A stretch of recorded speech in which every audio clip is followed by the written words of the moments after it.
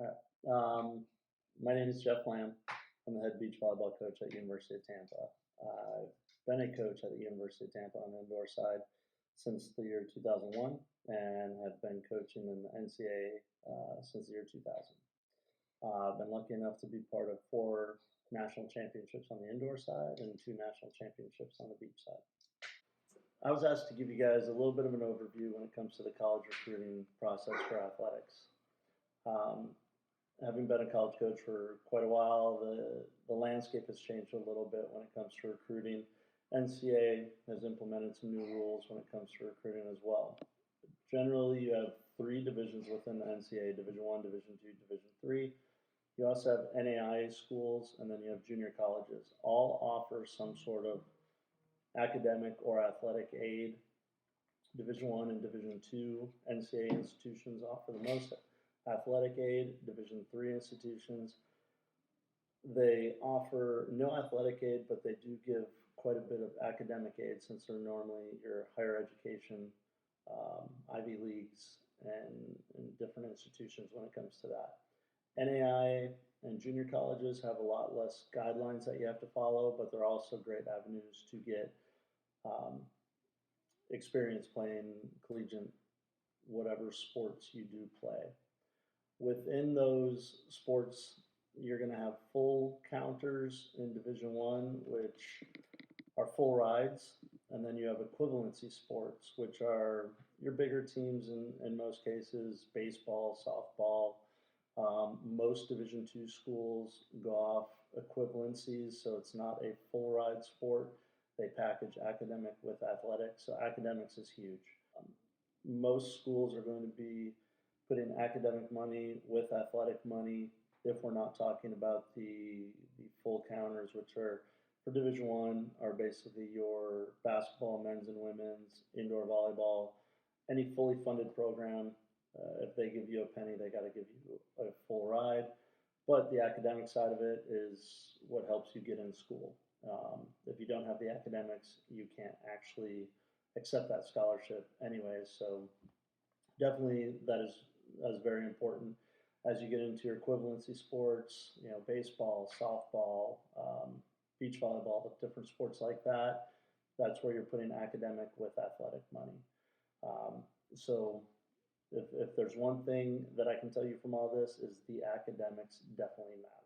COVID has changed that a little bit. Usually we used to have to put SAT or ACT scores over with your GPA, and it was kind of a sliding scale. If you tested really well, you could have a lower GPA.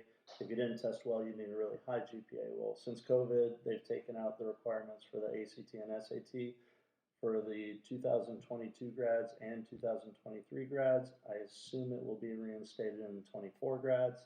And when we talk about recruiting, we're always talking about grad year. We don't talk about junior, seniors. It's always your graduation year. But the NCAA has minimums for the academic or for the SAT and GPA. The academic or the NCAA minimums have nothing to do with athletic and academic money. So the institutions will have their own guidelines when it comes to academic money. Obviously, the higher GPA, higher test scores, more academic money. You can be eligible to play an NCAA sport with a 2.0 GPA and I want to say a 900 SAT. That's going to get you no academic money at any institution. So for us, in my experience, it's been a 3.5. Is going to be that key to get a good chunk of academic money.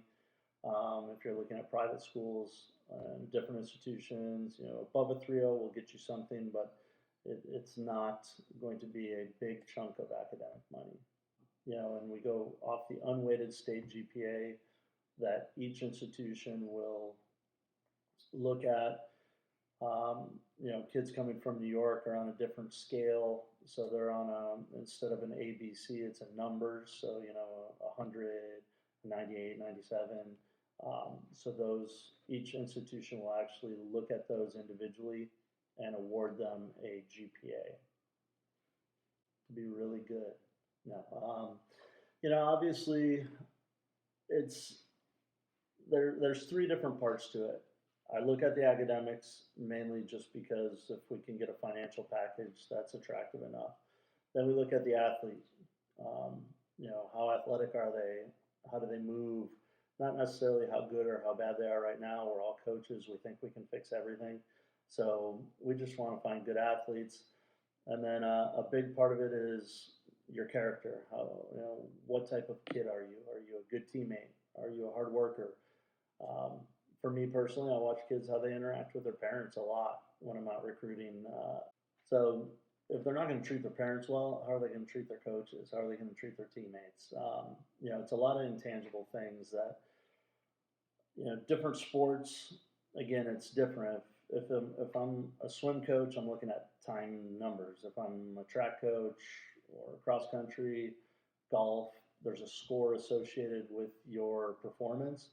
Those are pretty easy to recruit.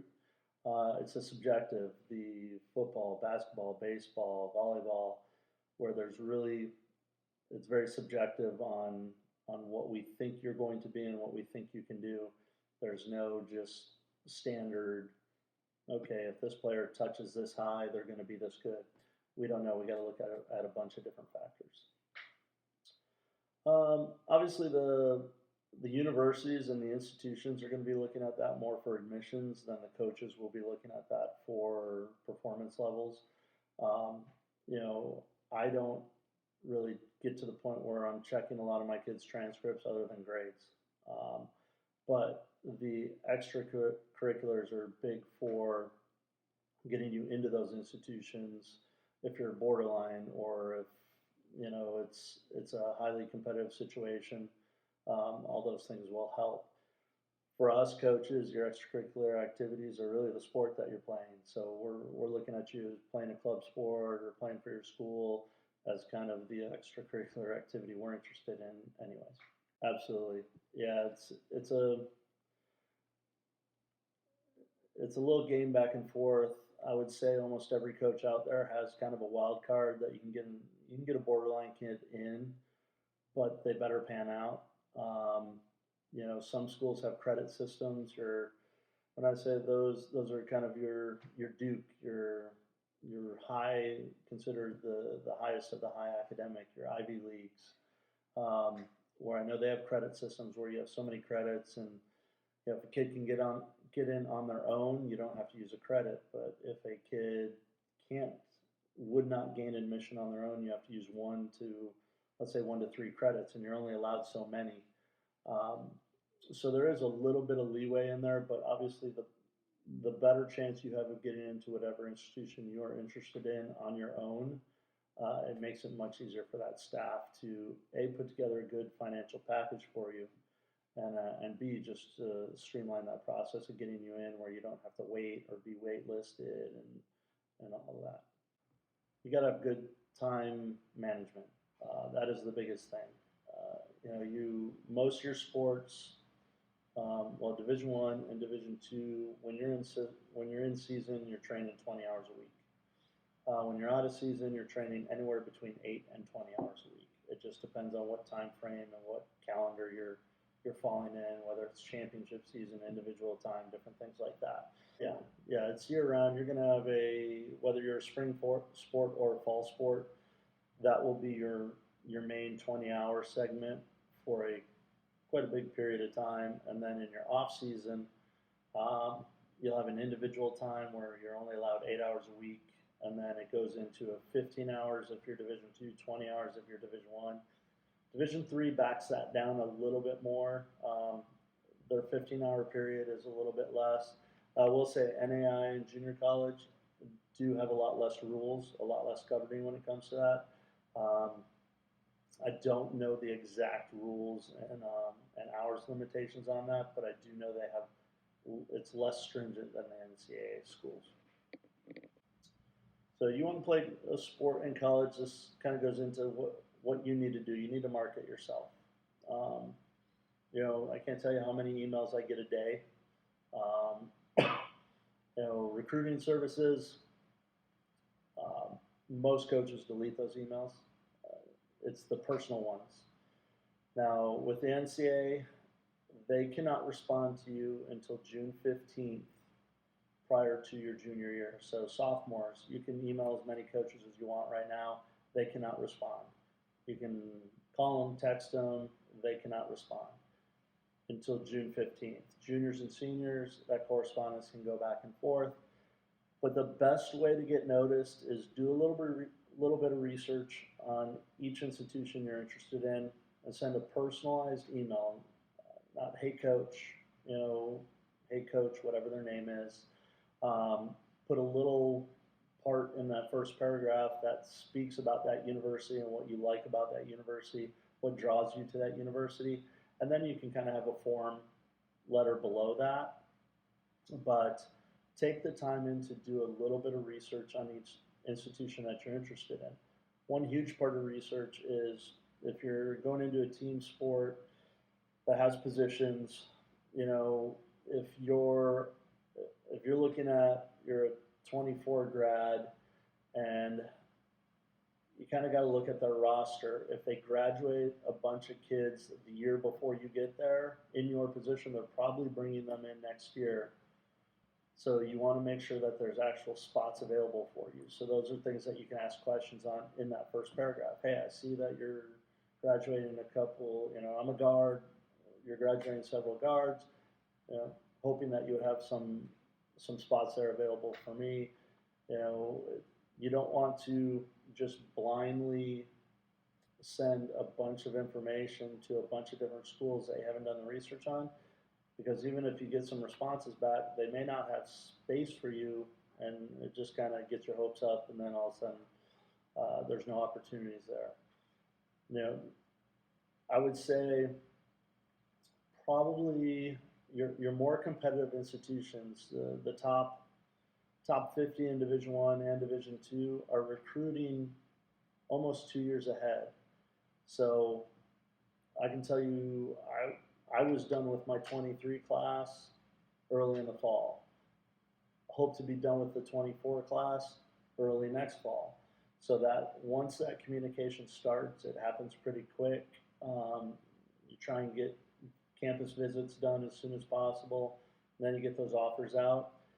Not to say that if you're a junior or senior now that it's too late, because there's so many different places you can play, and with COVID causing a lot of kids to get their extra years, transfer, leave, there's a whole bunch of different things that can happen.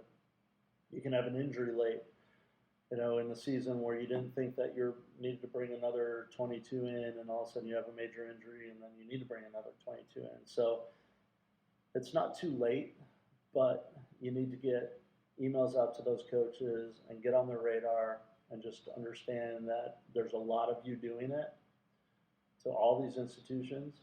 So make sure that you put something personalized in there and always address it to the right coach. I get the wrong coach's emails every once in a while, and then I forward it to that school that I'm friends with and be like, hey, I think this kid was supposed to contact you. But it doesn't happen often, but it does happen. So I would say that, in 20 plus years of coaching college, we used to say 75% of our recruiting class would stay all 4 years. Now, within that 75%, I would say it'd be a little bit higher on scholarship athletes and a little bit lower number on walk-ons. You have the kids that are getting scholarships, you have the kids that just want to be part of a program, they agree to walk on, and then maybe the workload's just too heavy and they don't want to do it.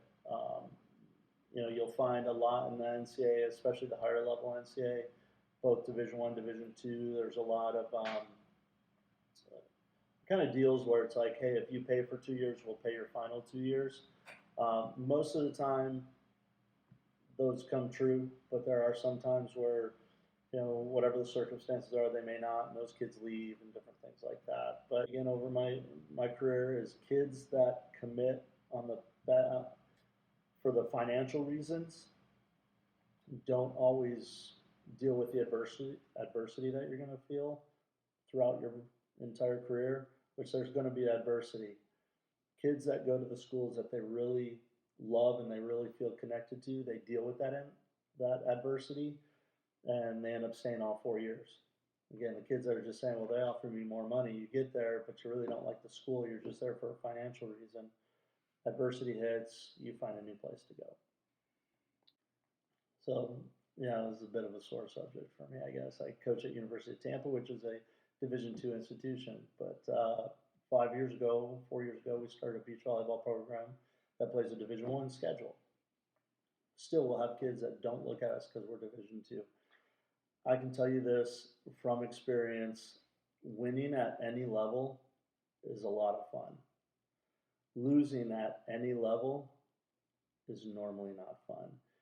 If you have an opportunity to go to a school that you feel is competitive, that you feel is your school, the division doesn't matter. I mean, there is like what does Division I, Division II, Division III, NAI, JUCO, like nobody cares. Once you're there, everybody's competing and they're going, and it tends to be more the parents really excited to say their kid's going to play Division I, whatever. Um, but I do think that, you know, having been again part of several national championship teams, there's not a player on any one of those teams that couldn't have gone and been a starter at a Division I institution. They chose to go to the University of Tampa because they felt like that was their school and that's where they wanted to be. So don't get hung up on the divisions. Get hung up on the whole package. That's what you really need to look at. And you know, do the players stay or the coaches turning over all the time? Those are things that you need to look at. You know, and all that information is readily available.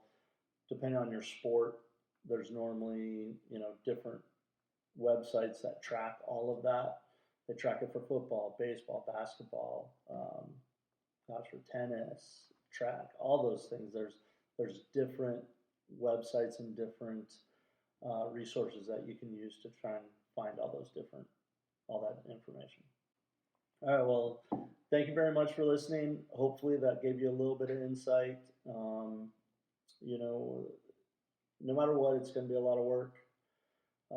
What you get out of sports, I think, especially the team sports, there's a lot of life lessons in there. It's worth it. It's worth the hard work. It's worth the dealing with, you know, bad bosses and bad coworkers. You know, going into the future, those are bad coaches and bad teammates. You're going to learn how to deal with those things through sports. So there's too many positives. If you want to play in college, there's a way to get there. You got to work at it. Nobody's going to just be following you around. Even those top recruits in the country, they have to work at it. Maybe not at getting seen, but at making the right decisions, doing the research. And those are the kids that don't do it or the kids that you see jumping from school to school. So thank you again. Hopefully this was some good information for you guys.